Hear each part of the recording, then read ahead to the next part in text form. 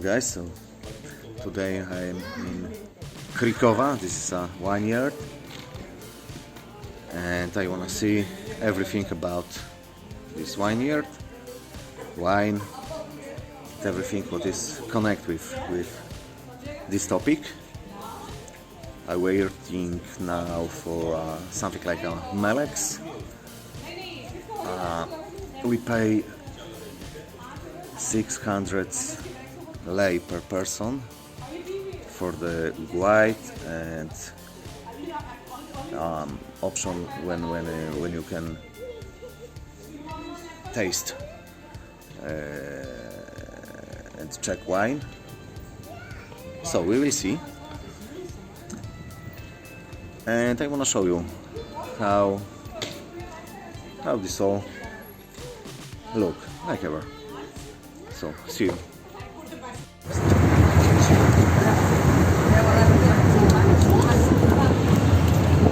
So my dears, we start trip inside this vineyard, and it's a bit cold.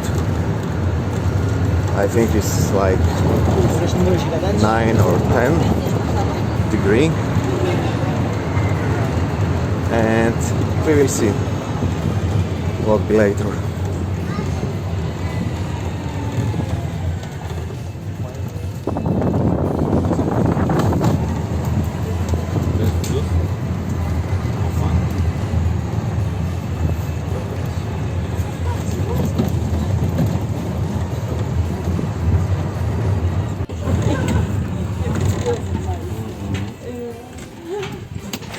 Okay, then do our first step. Come this way with me. The biggest barrels that we have, those ones behind, Bhutans. With the capacity of 8 tons, we don't use them nowadays. They was used in Soviet period because in that time they produced more quantity of wine. Now we don't produce too much, but also want to produce more quality wine. Because of this, we're using the small barrels, classical barrels, and steel tanks. Questions maybe until now? Everything's clear. So if you want, you can take some pictures with the barrels, because just there will stop to the barrels. After this, you will see bottles with wine and sparkling wine.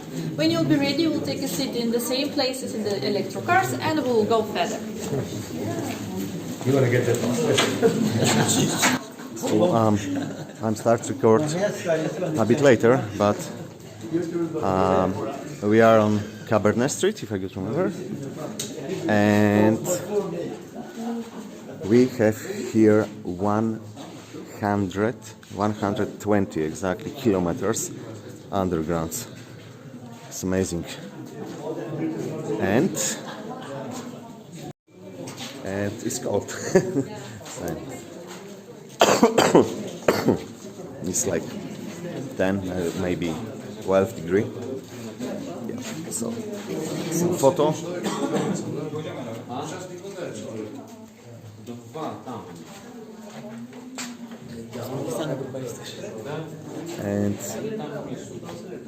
And we go to the bus and waiting for the next part of this underground trip. Bye bye. So what is the oldest one? Oldest when do you have? 10 years. 10 years. Very nice. It's like a new product. Better than wheat. Quality.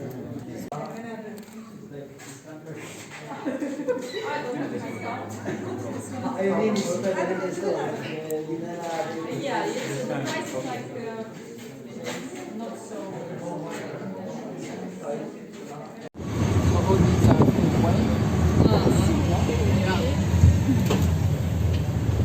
It's next part of the trip. Still underground. And believe me, it's cold.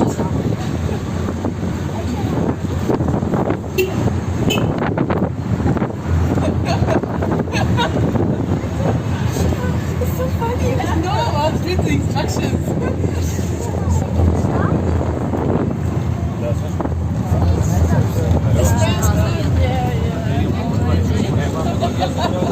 You're ready to be drunk? And they got judged. So here we're producing traditional French method, champenoise method. So it's like the same champagne, but we're not allowed to call it champagne, so we call it sparkling wine. We'll go in the second room where I will tell you how we're producing sparkling wine. So we'll see a lot of bottles full with the sparkling wine, but we're not allowed to touch the bottles. Okay? So we can go. Słoneczko i... Don't touch the bottles. So we go. It looks very well. I don't know.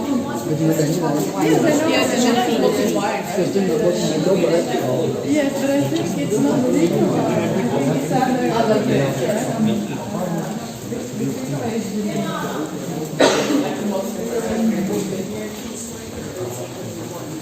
And who can show you that? Only on my channel, by the word with PhD historian. Like always.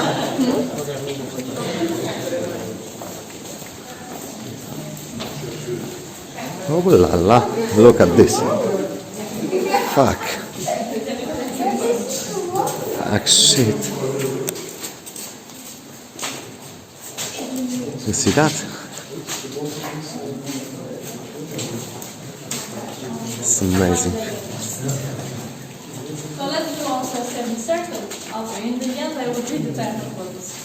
For the beginning, to produce French type of sparkling wine, we need 3 types of grapes: Pinot Noir, Pinot Meunier, and Chardonnay. For French method, we need 2 fermentation. First one takes place in steel tanks, and the second one in the bottles. After first fermentation, we bring wine there, we bottle it, and we adding in a bottle liqueur de tirage, which is made by yeast and sugar. Then we let for the second fermentation, then take place for minimum 9 months to maximum 5 years, depending on the sparkling wine. In this time, yeast consume the sugar inside the bottles, then appear the CO2 bubbles that you know in a sparkling wine, and also a sediment. In this bottle, you can see the sediment. So this is the yeast. And we need to collect it in the neck of the bottles on the chrome caps. We're doing this by process of remuage, if you translate from French, means riddling.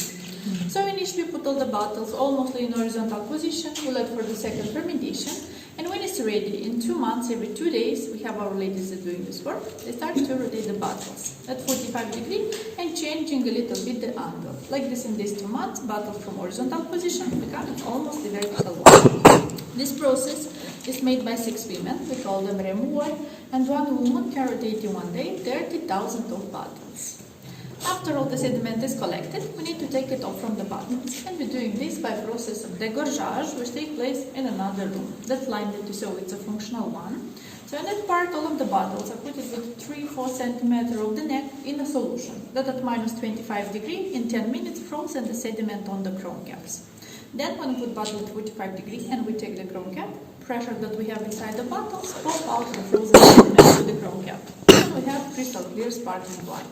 After this is added that work that you know, that wire, muesli, then all of the bottles are shaken 6 times to mix all the sugar that was added, and it's also easier in the end to check with the light behind the bottles if the sparkling wine is crystal clear. And also we're producing sparkling wine by Italian method, Charman method, so it's like a Prosecco.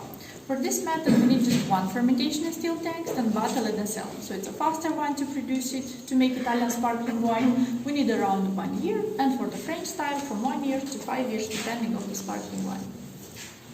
There are questions? Nice. Still no questions. Still no question. Okay. Also, if you want, you can take some pictures with the bottles. I have one question. Yeah. How many bottles explode during the second fermentation? Too much. It happens, sure. right? It happens sometimes, yes, but very rare. So I can say for sure. So if you want to take pictures, then we'll go back to the electro cars and we'll go to a cinema. You will watch a movie and also we'll try a glass of our sparkling wine. Yeah, like this one. Yeah. So we are in a special place where we have wine degustation. So, but it's like in kino, and I haven't free hands, but okay, I can see it. So.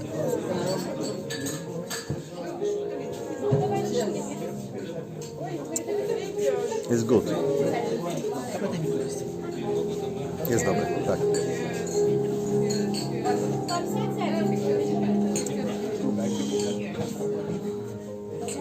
Cheers. And now probably, because here we have, you don't see that, a screen, probably with for some presentation about this vineyard. So we drink and waiting for the presentation. Bye bye. Is it the blood of God? Is it cure? Is it hope? Or maybe it is a way of living? Wine is one of the first creations of the humankind, the most noble and enigmatic drink ever known. One bottle of wine contains more philosophy than any other book in the world, said Louis Pasteur. While Cicero stated that wine is bottled poetry, the Christians sacralized the wine, comparing it to the blood of God. The ancient monks used to grow grapes using the wine in all religious rituals. For some people, it is the liquor of kings. For others, it is the drink of civilizations. Whilst for many, it is merely a symbol of friendship and hospitality. What is Krikova? Is it a simple cave? Is it an array of experience? Is it a high-tech promoter? Is it a history and culture archive? Is it a legend? Is it a life tradition of our people? There is a legend which says that once upon a time, when the wind was fighting against the rocks and the water was fighting the stones, while the sun was bathing at its ease in the ruddy purple grape berries, a monk lived on this land carefully painted by the hand of God. The monk used to make an extraordinary wine for the church ceremonies. It is a well-known fact that many coveted for centuries for this fairy tale realm. When enemies invaded, they prohibited the local people from cultivating the grapevine, threatening them with death. And only one monk withdrew in a separate sanctum carved in stone and continued to secretly make his marvelous wine. Unfortunately, the enemies found out about his reluctance, caught him and punished him. That iniquity made the locals keep good memories about him. People are still retelling about the echoes coming from the cliff, recalling the moans of the monk. It is not by chance that the place's name is Krikova. It originates from the Slavic krik, which means outcry. And during the night, when silence falls and no visitors have come yet, a shadow can be seen and footsteps left on the dusty ground of the cave. Could it be the spirit of the monk who comes from time to time to enjoy the recognition of his descendants? Archaeologists have found a trace of a vine leaf on a 3rd century BC stone that was discovered in Naslavcha, a small village from the Republic of Moldova, which is situated in the southeastern Europe between the rivers Prut and Dnistru. Starting with the 2nd millennium BC, the culture of vine and winemaking became the basic occupation of our ancestors, the Dacians. This occupation was carried on, being further developed by the Greek colonists and the Roman Empire. During the rule of Stefan cel Mare, the position of cupbearer was instituted. The cupbearer was responsible for the vineyards and the wineries. By the end of the 19th century, the winemaking process was affected by the phylloxera epidemics which destroyed many vineyards. In Bessarabia, the School of Horticulture was established in 1842, being the oldest educational institution of wine growers. By 1914, Bessarabia had the most numerous vine plantations in the entire Russian Empire. In the interwar period, Moldova used to be one of the most important wine exporters in the region. Later on, being a part of the USSR, the Moldovan Soviet Socialist Republic would be the republic with the highest wine production in the Union. Every second bottle of wine and every third bottle of sparkling wine were produced from the wines or the raw material of the country. This branch of the industry had known an intense development, and therefore the issue of further storage of wines in acceptable technological conditions emerged.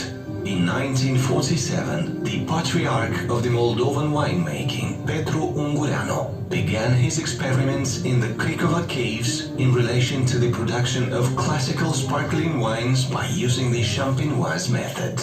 Having over a 65-year-old experience, Cricova became renowned due to a continuous innovation process. Currently, it applies the most sophisticated technologies in the field of winemaking and fosters the art of producing various types of wines, meeting the finest tastes and demands of the market.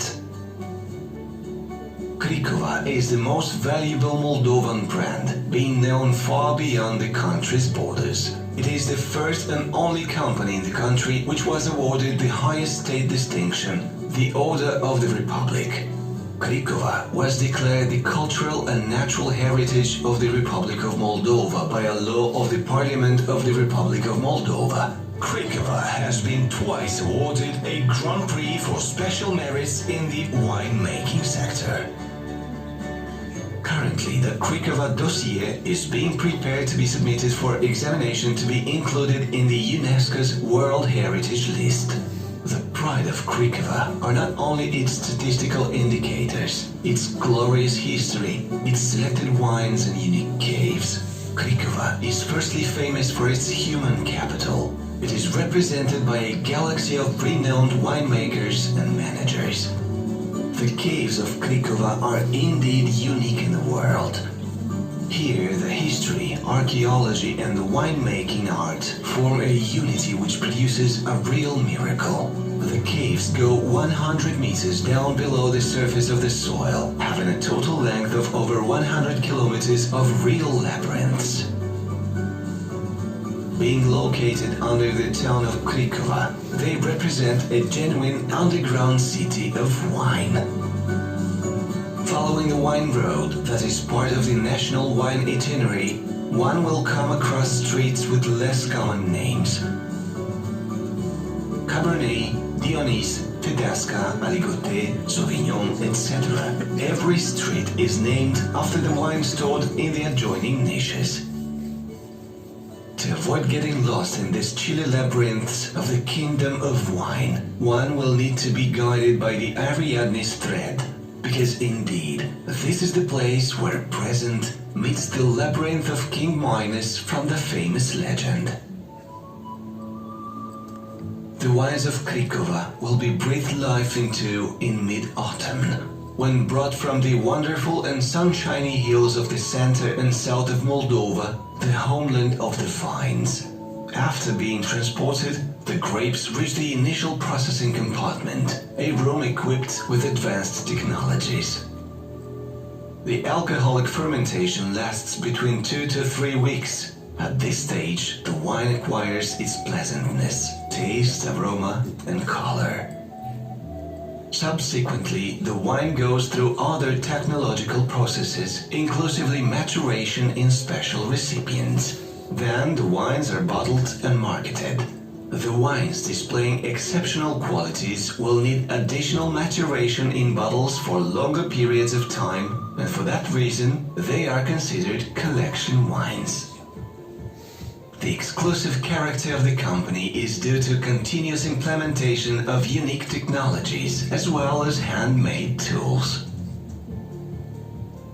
In midwinter, it would seem that the wine rests in oak barrels. However, the company's employees work hard processing the grapes stored from autumn. The grape berries are removed from the cluster and are manually crushed. The fermentation on grape crusher takes place in new oak barrels specially ordered from Italy. The final product is genuinely divine nectar. products made by the company are characterized by quality and diversity. Today, definitely one of the most remarkable products provided by Krikowa is the classical sparkling wine. The technological process behind the excellence of the sparkling wine made based on the champenoise method is complex and implies the transformation of a still wine into a effervescent one, going through specific technological stages, out of which the most important being the secondary fermentation in bottle. All these lead to obtaining the special pearly and sparkling qualities, but also the exceptionally fine and expressive aroma nuances. This process is possible only if unique conditions, like those in the fascinating caves of the company, are met.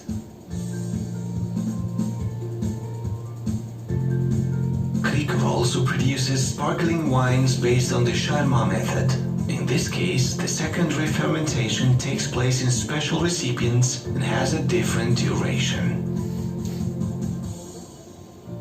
Krikowa winery is part of a continuous development process and implements the most sophisticated technologies for sparkling and still wines production. A complex project aiming the retechnologization and the re-equipment was launched with the support of research and engineering institutions from the Republic of Moldova and from abroad. This led to the upgrade of the whole production process and a universal ultra-modern line for bottling the entire range of the company's products became functional. This line is one of the most performant in Europe. As a singular tourist heritage, Krikowa has been always open for visitors. The National Inothek that was established in 1954 is a jewel of the underground treasure. It hosts a remarkable wine collection displaying exceptional qualities and an extraordinary history. The collection includes the best wines that were made at various times and in different countries. The rare samples make the Inothek valuable and unique, since it represents the precious treasury of the company and of the Republic of Moldova.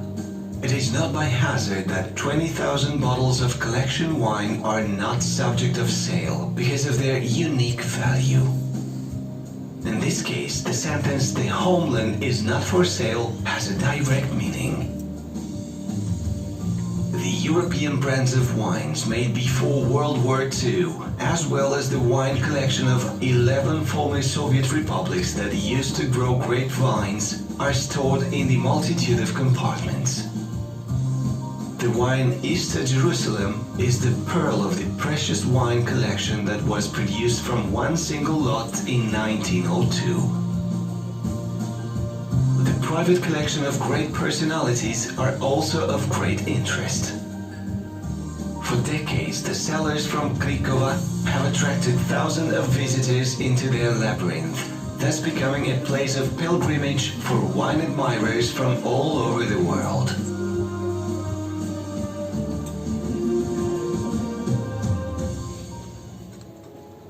Another wonder of the Krikowa caves is the tasting complex, which includes 5 spectacular and large halls.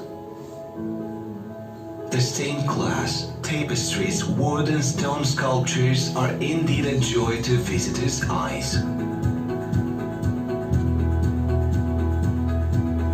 Krikowa is also famous for the organization of several important events. The New Wine Fair, Sparkling Wine Festival and Most Fest Festival. The agenda of the events includes wine presentations, display of traditional food, gastronomic atmosphere. These events have become great tourist attractions.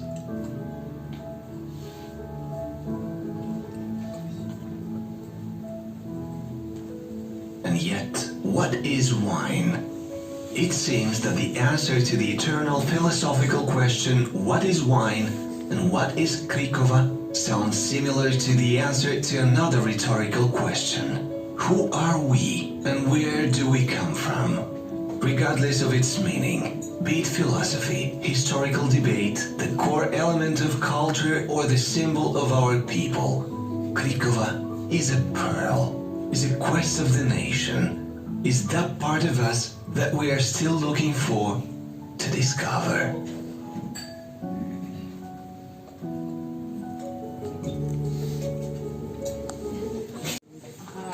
If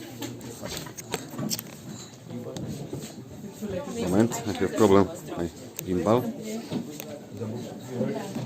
Oppa, it's okay. So, what I can say? This presentation did for me a job about Moldovan wine year. It's really good. That was a really good presentation. Yeah, it was. And some photo. And my gimbal is charged. So the next parts from hand. Sorry. So when we want to know some information about some wine, we're just introducing the number that you can see near to the casa in a database. Like this, we'll know all information. How many bottles we have from which year or what type of wine. In one casa, we can keep maximum 2 or 3 types of wines. There we have high humidity, so you will see that our bottles don't have labels. But recently, to be easier to know what wine we have in the casa, we start to put another kind of labels. Right there you will see some of them. They are small and classical, and you just write name and year of that wine. In our collection, you will find our pre-cover wine collection and also private collections. People who decide to rent their casa, to buy our collection wine, and to keep that wine there, let's say like in a wine bank. These personal casas you can identify by this kind of golden labels when you just write name of the authors. Other casas without this label, they are our pre-cover wine collection. Also, if you still remember from the movie, it was said that we keep their wine from 11 Republic of Soviet Union produced wine. Right in this corner you will see some of these bottles. Now we have the golden label in front, and you just write the name of that wine, year of that wine, and country from where these bottles are. So we have bottles from Uzbekistan, Kyrgyzstan, Georgia, Armenia, Ukraine. Those bottles we don't sell anymore because those bottles are part of our patrimony. We keep those bottles here, just like in a museum. Also, you saw that we have some small casas and some big ones. Small ones have a capacity to storage inside 500 bottles. Big casas like this ones, 1,000 bottles. So they are more deep inside. Casas have more layers with the bottles, 4 or 5 depending on the casa. And next you will see the pearl of our collection, the oldest bottle. Does someone remember maybe from the movie the name of that wine? Maybe the year? 450. Can you repeat the question? The oldest 1902. 1902. 1902. Jerusalem. In Jerusalem, yeah, exactly. Easter from Jerusalem from 1902. Initially it was produced 400 bottles of Easter from Jerusalem, and this one that you'll see in our collection is the last one in the world. Nobody knows how this wine was produced, so no one can produce again the same like that one. From the same year we have another bottle, but not with the wine, with the liqueur, Czech one, producing until nowadays, Becherovka, in Karlovy Vary.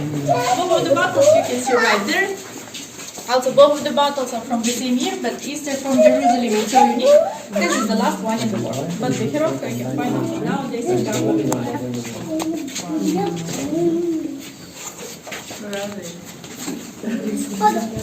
So the Jerusalem wine wasn't produced. No, it's not Jerusalem.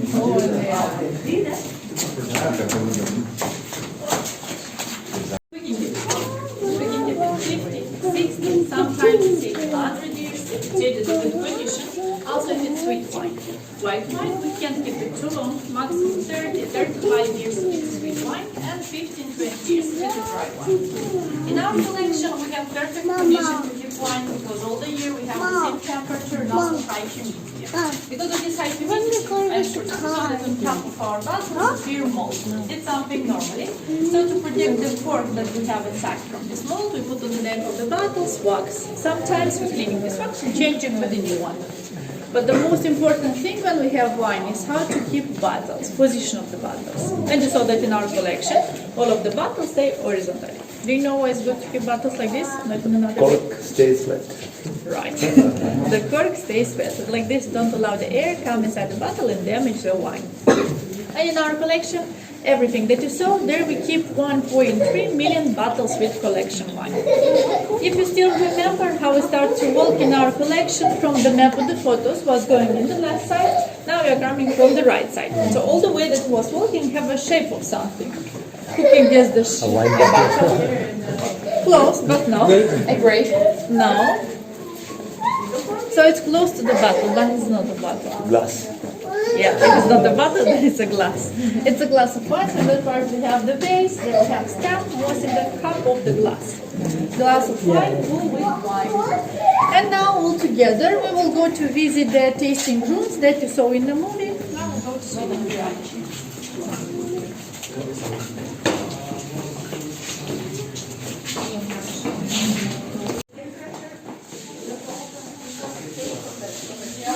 Still underground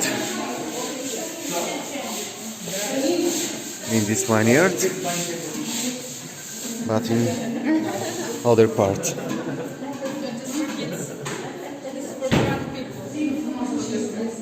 Okay, so if you take a look, the first room we call it European room, but before renovation we call it by Yuri Gagarin name. You know who is Yuri Gagarin? Yeah. Okay, so you know. Why his name? Because in 1966 he visited us and he kept tasting in this room. When he left as a letter in which he said that for him was easier to find a way back from the space to the earth than to exit from our cellar. So he spent there one night. He was there from 8 to 9 October. All the night he was tasting our wines. When he wanted to get out, we get lost him too out. It was too hard for him to find a way out. So let's go in the left side of the, let's try it. Yes.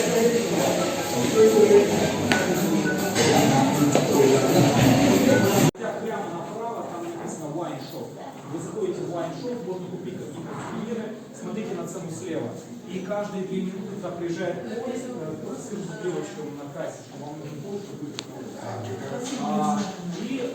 Here you can see the map of our underground town. Everything that is marked with the red, and that side is storing all of our wine. Steel tanks with wine and barrels with the wine. What is marked with the blue, there we're storing our sparkling wine. So we start our tour from there, was going like this on Cabernet, Dionys, Chardonnay Street. Then we were at the deepest point at the section of Remouage and Décourage. So we was at the cinema. And coming back on the same way, now we are here almost at 50-60 meters underground. From this side of the city, we're still mining the limestone, and everything you see with the gray, that 40 kilometers of empty places that we are not using yet. But if you produce more quantity of wine or sparkling wine, we have a lot of place where to store it. In the left side on the wall, you'll see the map of the world, and with the flags we have marked countries where we export our wines.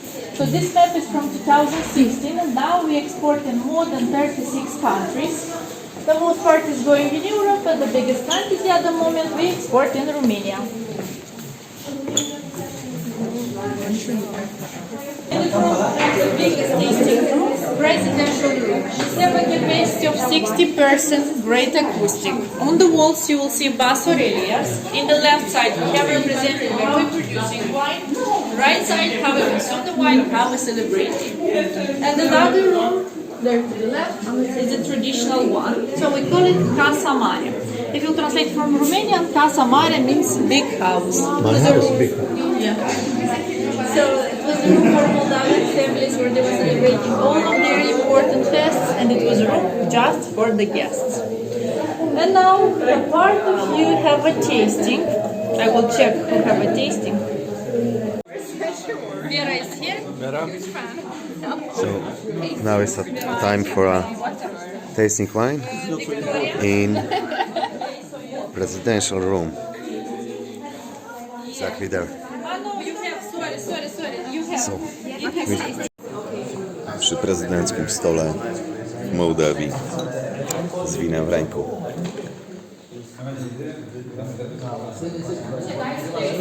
Tak trzeba żyć.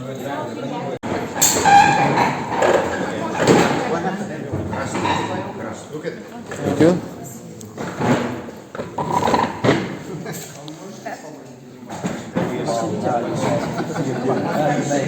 Good.